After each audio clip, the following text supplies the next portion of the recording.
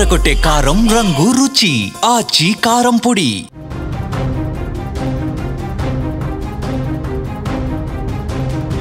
Jubilee hills ఉప ఎన్నికలో Congress party ఘన విజయం సాధించింది.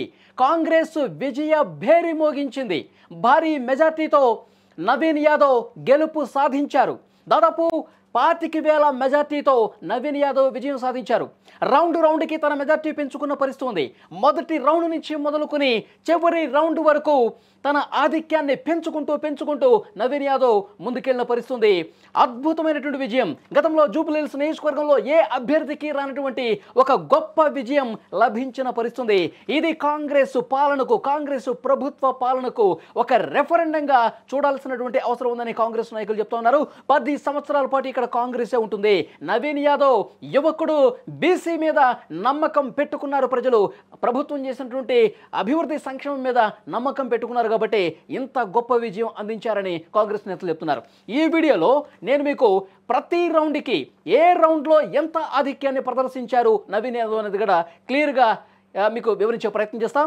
ప్రతి దశలో కూడా పోటీ ఇవ్వలేకపోయింది బీఆర్ఎస్ పార్టీ. ముందు నుంచి కూడా బీఆర్ఎస్ గెలుస్తుందని చెప్పి వాళ్ళు ధీమా వ్యక్తం చేసినప్పుడు కూడా మొదటి రౌండ్ నుంచే తేలిపోయింది. మొదటి రౌండ్లో 47 ఓట్ల ఆధిక్యం వచ్చేసరికి బీఆర్ఎస్ కొంత హోప్స్ పెట్టుకుని పరుస్తుంది. 47 కాబట్టి నెక్స్ట్ రౌండ్లో మనం పుంజుకుంటామని చెప్పి హోప్ పెట్టుకున్నారు. కానీ ప్రతి రౌండ్లో కూడా నవీన్ యాదవ్ గట్టిగా దెబ్బ కొట్టినటువంటి పరిస్థితి ఉంది. తన ఆధిక్యాన్ని రౌండ్కి పెంచుకున్నారు. మొదటి రౌండ్లో 47 వస్తే రెండో రౌండ్లో 2,995 ఓట్ల ఆధిక్యం. ఇక మూడో రౌండ్లో 2,948 ఓట్ల ఆధిక్యం. నాలుగో రౌండ్లో 3,558 ఓట్ల ఆధిక్యం. ఐదో రౌండ్లో 3,178 ఓట్ల ఆధిక్యం.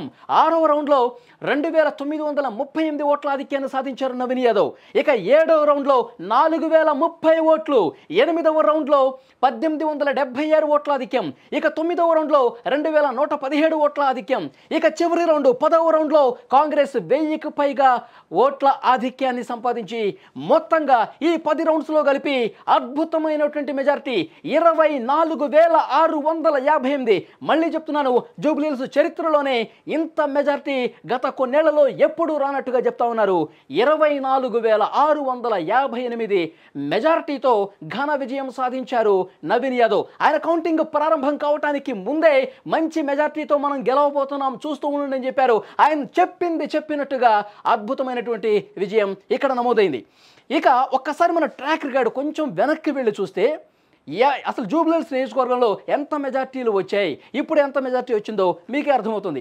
2014 ఎన్నికల్లో తెలంగాణ వచ్చినటువంటి సంవత్సరంలో మొదటిసారి బీఆర్ఎస్ అధికారంలోకి వచ్చిన సంవత్సరంలో బీఆర్ఎస్ అప్పుడు మాగంటి గోపీనాథ్ 9,242 ఓట్ల మెజార్టీ సాధించారు.